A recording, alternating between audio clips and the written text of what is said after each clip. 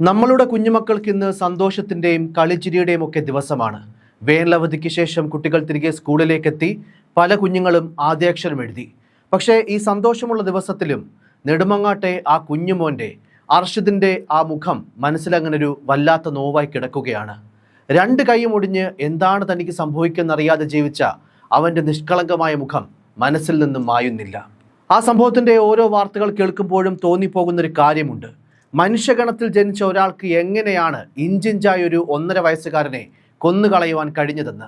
ആ അമ്മ എന്ന് വിളിക്കേണ്ടി വരുന്ന സ്ത്രീയെയും അവരുടെ പങ്കാളിയെയും മനുഷ്യഗണത്തിൽ നിന്നല്ല, നാൽക്കാലികളുടെ കൂട്ടത്തിൽ പോലും പെടുത്താൻ കഴിയാത്ത ഏതോ പിശാചുക്കളാണെന്നേ ഏറ്റവും മര്യാദയുള്ള ഭാഷയിൽ പറയാൻ കഴിയുന്നുള്ളൂ. 51 മുറിവുകളായിരുന്നു ആ കുഞ്ഞു ദേഹമാസകലം. ഇടിച്ചും അടിച്ചും ചതച്ചും നീലിച്ച് രക്തം ചത്ത പാടുകൾ, സിഗരറ്റ് കുറ്റികൊണ്ട് കാലിലടക്കമേൽപ്പിച്ച പൊള്ളലുകൾ, രണ്ടായി പുലർന്നു പോകാൻ പാകത്തിന് ജനനേന്ദ്രിയത്തിൽ ആഴത്തിലുള്ള മുറിവ്. കുഞ്ഞിനെ ഒറ്റയ്ക്ക് സൺഷേഡിൽ നിർത്തി ഇരുവരും വീട്ടിനകത്ത് നിന്നിരുന്നതിന് പോലും അയൽക്കാർ സാക്ഷികളാണ്.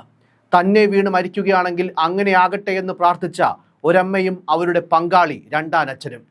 കേരളക്കരയെ ഒന്നടങ്കം നടുക്കിയ നെടുമങ്ങാട്ടെ 1.5 വയസ്സുകാരൻ അർഷിദിന്റെ കൊലപാതകത്തിൽ പുറത്തുവരുന്നത് മനുഷ്യ മനസാക്ഷിയെ മരവിപ്പിക്കുന്ന വിവരങ്ങളാണ്. സ്വന്തം ചോരയിൽ ജനിച്ച കുഞ്ഞിനെ ക്രൂര പീഡനങ്ങൾക്ക് ഇരയാക്കാൻ വിട്ടുകൊടുത്ത അമ്മയും കുഞ്ഞിനെ അതിക്രൂരമായി തല്ലിച്ചതച്ച രണ്ടാനച്ഛനും ചേർന്നൊരുക്കിയ നരകയാതനകളുടെ ഒടുവിലാണ് ആ പിഞ്ചു കുഞ്ഞിന്റെ ജീവൻ പൊലിഞ്ഞത്. കേസിൽ അമ്മ അഖില ചന്ദ്രനെതിരെ കൊലപാതക പ്രേരണ കുറ്റം ഉൾപ്പെടെയുള്ള ഗുരുതര വകുപ്പുകൾ ചുമത്തി പോലീസ് അന്വേഷണം വ്യാപിപ്പിച്ചിരിക്കുകയാണ്. കുഞ്ഞിന്റെ മരണത്തിൽ അഖിലയ്ക്ക് നേരിട്ട് പങ്കുണ്ടോ അതോ ഇവർ മുൻപും കുട്ടിയെ മർദ്ദിക്കാറുണ്ടായിരുന്നു എന്ന കാര്യങ്ങൾക്കൊപ്പം അഖിലയുടെ ഭൂതകാലവും അവർ പങ്കെടുത്ത തമിഴ്നാട്ടിലെ നൃത്ത പരിപാടിയെക്കുറിച്ച് പോലും പോലീസ് വിശദമായി അന്വേഷിക്കുന്നുണ്ട്. മുഖ്യപ്രതി അഷ്കറിനെ കഴിഞ്ഞ ദിവസം തെളിവെടുപ്പിനായി പോലീസ് സംഭവസ്ഥലത്തെത്തിച്ചപ്പോൾ അക്രമാസക്തരായ നാട്ടുകാർ അവനെ പോലീസ് സംരക്ഷണത്തിനിടയിലും തലങ്ങും വിലങ്ങും അടിച്ചപ്പോൾ ഞാനടക്കമുള്ള മനുഷ്യർ മനസ്സിൽ സന്തോഷിച്ചു എന്നത് വാസ്തവമാണ്.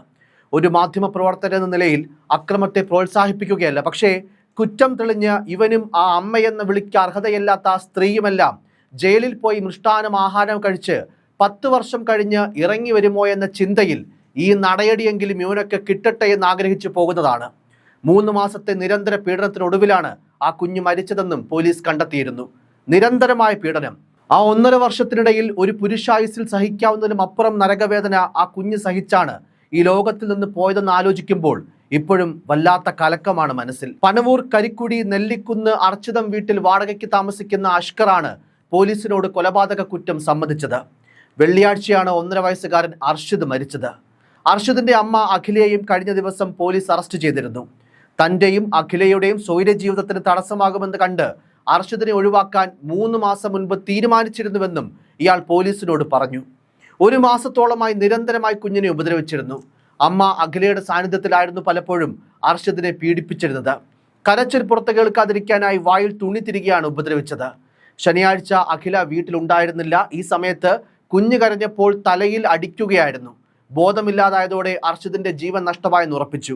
പിന്നീട് ചോറ് തൊണ്ടയിൽ കുടുങ്ങിയെന്ന് പറഞ്ഞ് ആശുപത്രിയിൽ എത്തിക്കുകയായിരുന്നു. ഇതിനിടയിൽ മരിച്ച കുഞ്ഞിന്, അതായത് മരണപ്പെട്ടു എന്ന് ഉറപ്പിച്ചു കഴിഞ്ഞിട്ടും ആ കുഞ്ഞിന് ചോറ് വാരി കൊടുത്ത് അയൽപക്കത്തുള്ള ആൾക്കാരെ ഇയാൾ കബളിപ്പിക്കാൻ ശ്രമിച്ചു എന്ന സാക്ഷിമൊഴികളും കൂടി പുറത്തു വരുന്നുണ്ട്. പിന്നീട് വീടും പരിസരവും വൃത്തിയാക്കി തെളിവുകൾ നശിപ്പിച്ച ശേഷമാണ് ആശുപത്രിയിലേക്ക് കൊണ്ടുപോയത് ആ മകനെ. ഞായറാഴ്ച രാവിലെ അഷ്കറിനെ തെളിവെടുപ്പിനായി പോലീസ് കരിക്കുഴിയിലെത്തിച്ചു. കുഞ്ഞിനെ ഉപദ്രവിച്ചതുൾപ്പെടെയുള്ള സംഭവങ്ങൾ ഭാവഭേദമില്ലാതെ തന്നെ അഷ്കർ പോലീസിനോട് വിവരിച്ചു.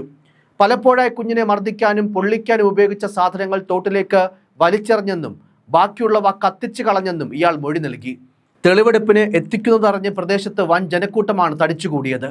തെളിവെടുപ്പിനിടെ നാട്ടുകാരും കമ്പും കല്ലുമായി അഷ്കറിനെ ആക്രമിച്ചു. ഇയാളുടെ കാറും അടിച്ചു തകർത്തു. അക്രമാസക്തരായ ആളുകളെ ലാത്തി വീശി മാറ്റിയ ശേഷമാണ് പോലീസ് തെളിവെടുപ്പ് പൂർത്തിയാക്കിയത്.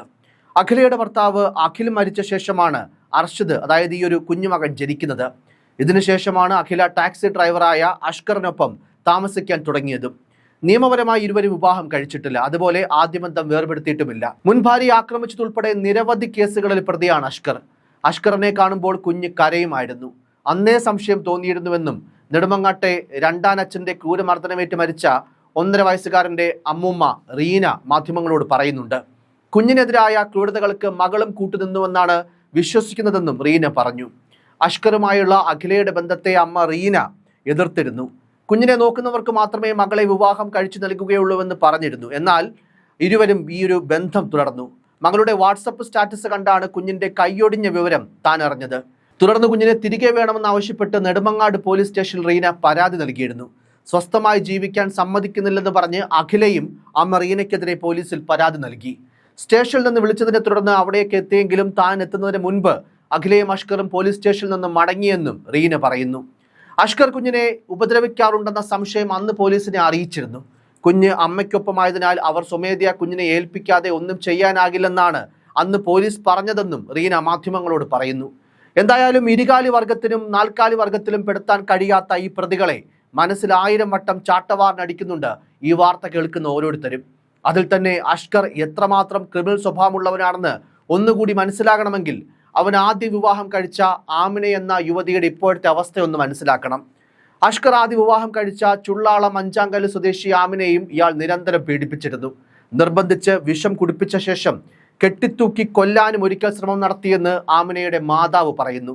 മർദ്ദനത്തിനിടയിൽ തല ഭിത്തിയിൽ ആഞ്ഞടിപ്പിച്ചതോടെ ഗുരുതരമായി പരിക്കേൽക്കുകയും ചെയ്തു. പിന്നീട് ബ്രെയിൻ ട്യൂമർ ബാധിച്ച് തലയിൽ രക്തം കെട്ടി ആമിന ഏകദേശം 3 മാസത്തോളമാണ് കോമയിൽ കിടന്നത്. ദീർഘകാലം അബോധാവസ്ഥയിലായിരുന്ന ആമിന വിദഗ്ധ ചികിത്സകൾക്ക് ശേഷം പതിയെ ജീവിതത്തിലേക്ക് തിരിച്ചെത്തിയെങ്കിലും ഇപ്പോഴും ആ പെൺകുട്ടിക്ക് വ്യക്തമായി സംസാരിക്കാനോ എല്ലാ കാര്യങ്ങളും ഓർത്തെടുക്കാനോ പരസഹായമില്ലാതെ നടക്കുവാൻ പോലും കഴിയില്ല.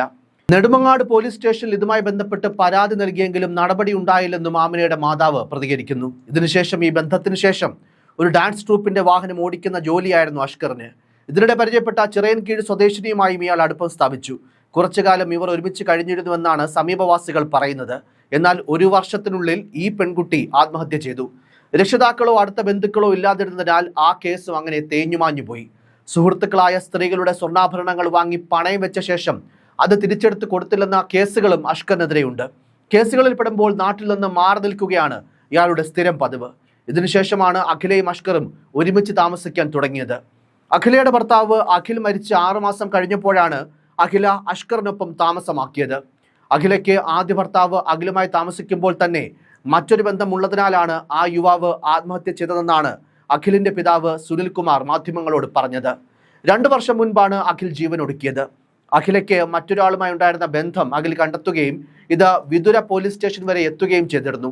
അവിടെ വെച്ച് അഖിലിനെ തള്ളി പറയുകയും ബന്ധം ഉപേക്ഷിക്കുകയും ചെയ്തു. ഇതിൽ മനംനൊന്ത് വീട്ടിലെത്തിയ അഖിൽ ആത്മഹത്യ ചെയ്യുകയായിരുന്നു. അങ്ങനെ അടിമുടി ഉടായിപ്പിനും ചതിക്കും ക്രൂരതയ്ക്കും പര്യായങ്ങളായ 2 ആട്ടിൻ തോലിട്ട ചെന്നായ്ക്കളായിരുന്നു ജീവിതത്തിലുടനീളം ഈ അഖിലയും അഷ്കറും. വിധി കൊണ്ട് അല്ലെങ്കിൽ ആ ഒരു കുഞ്ഞിന്റെ ദുർവിധി കൊണ്ടോ ഈ ഇരുവർക്കുമിടയിൽ ജീവിക്കേണ്ടി വന്നതാണ് ആ കുഞ്ഞുമോൻ സംഭവിച്ച എല്ലാ ദുരവസ്ഥയ്ക്കും കാരണം. തന്റെ ജീവിതത്തിൽ അഖിലയുടെ കുഞ്ഞൊരു ബാധ്യതയാകുമെന്ന് കരുതിയാണ് അതിനെ ഇല്ലാതാക്കാൻ തീരുമാനിച്ചതെന്ന് അഖിലയുടെ പങ്കാളി അഷ്കർ പോലീസിനോട് സമ്മതിച്ചിട്ടുണ്ട്.